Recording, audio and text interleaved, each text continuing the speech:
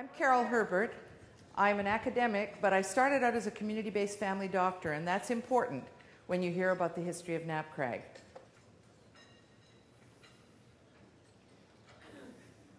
This is good. Oh, there we are. Great.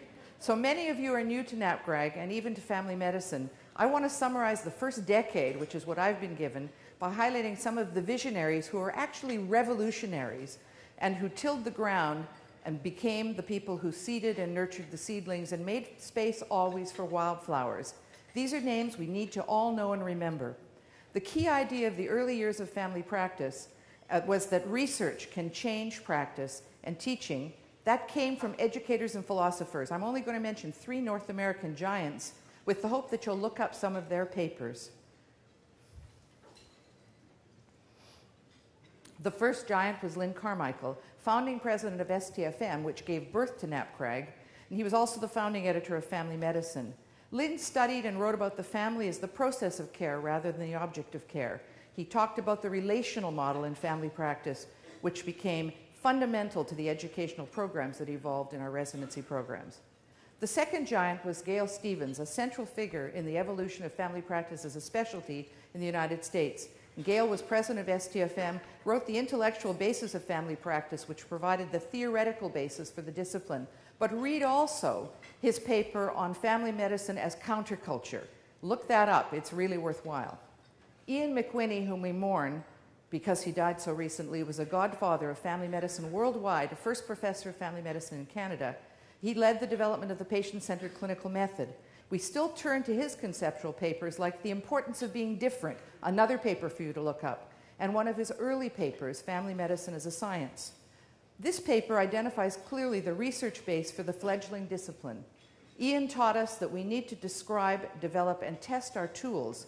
We need to critically examine our assumptions about illness and disease, and we need to study common questions. We must be trained observers in our practices. Carr White, the great epidemiologist, was a huge supporter of primary care research and of NAPCRAG from the outset. His seminal paper on the ecology of medical care provided evidence for the critical importance of community-based primary care where most of medical care occurs. And it was later replicated by Larry Green, who will be speaking this morning.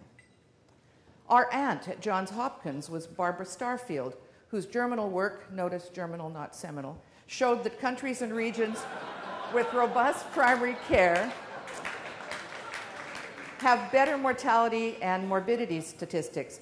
Barbara was a tireless spokesperson for the centrality of primary care to the health of a nation. Maurice Wood, in 1972, the family medicine program at the University of Rochester and the Medical College of Virginia's Department of Family Practice, which Morris chaired, co-sponsored a workshop in Newport News, Virginia, titled Data Recording, Data Retrieval, and Research in Primary Care. That conference gave birth to NAPCRAG. Among the goals of NAPCRAG in the early days was the creation of a unified data recording and retrieval system, which it was believed would help improve the delivery of primary health care. Morris, who was deeply involved in data recording and one of the authors of the Virginia study, became NAPCRAG's first president, a position he held until 1983, and he's still our godfather. Jack Medali was one of the individuals around the halls at NAPCRAG in that first decade. I certainly remember him well when I started to attend.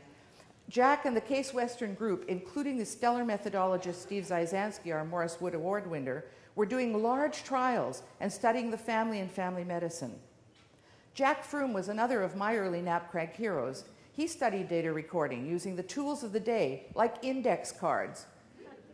That's what we had. And he published important studies of common illnesses.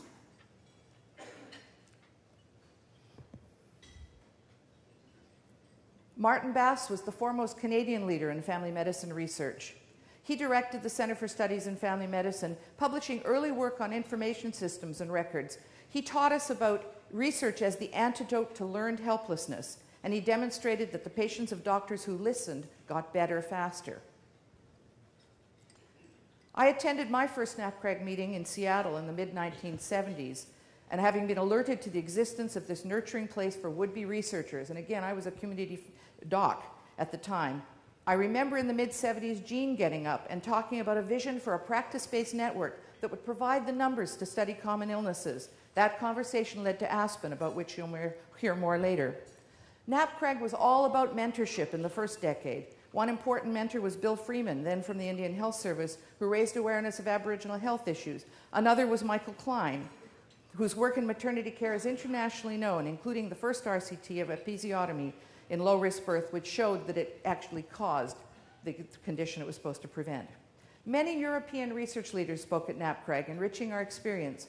Two stalwarts who attended NAPCRAG meetings faithfully were Henk Lamberts, who ran the Transition Project, an important coding study in the Netherlands, and worked with Morris and others on ICPC and other coding, and Chris Van Wiel. I'll finish with 4 slides on research advances of the decade, studied and presented by NAPCRAG members, which have led to discoveries that have changed practice and education. It's not exhaustive, but it sets the stage for other comments by my colleagues. Description of clinical practice in coding and classification remain key structural elements for our research. Behavioral sciences and family medicine was understood from the 1960s to be essential, and wonderful work on patient-doctor communication was presented. I mentioned special issues, which form the basis for many special interest groups. Some of these have developed collaborative work of great importance, and theory began to emerge, a notable example being the patient-centered clinical method. The idea of community-based research networks gave birth to Aspen and an essential technology for practice-based research. We began to see health services research with reports from individual practices, but increasingly larger intervention studies.